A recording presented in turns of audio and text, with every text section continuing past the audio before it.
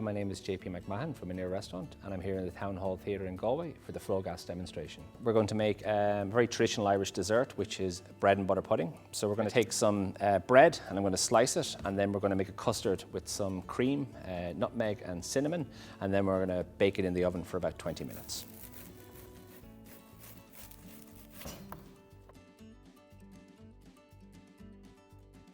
So to make the custard, I'm going to take our milk and cream and I'm going to bring it to the boil with our cinnamon and nutmeg. I prefer to use fresh nutmeg because it's a little bit stronger in flavour and it'll give you a more, developed nutmeg taste. And of course, if you don't like nutmeg, you can just leave it out. For our custard, we need 3 egg yolks. So for this recipe, I don't need the egg whites, so I'm just going to keep them back. So the cream has just come to the boil.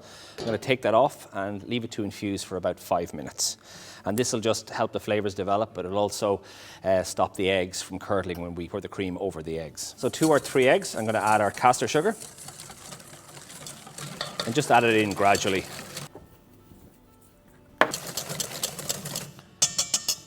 So once they're creamed, we can start with our cream. And again, I'm just going to add it in a little bit at a time.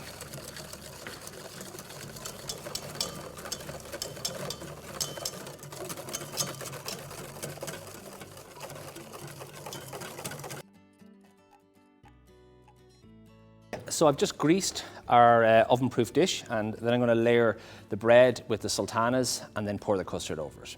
You can also use other dried fruit like prunes or even raisins.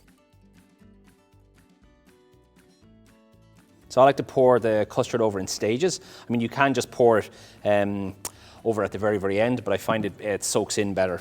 And also you have to use less butter on your bread. That's if you want to. And then we're going to bake it in the oven for about 20 minutes.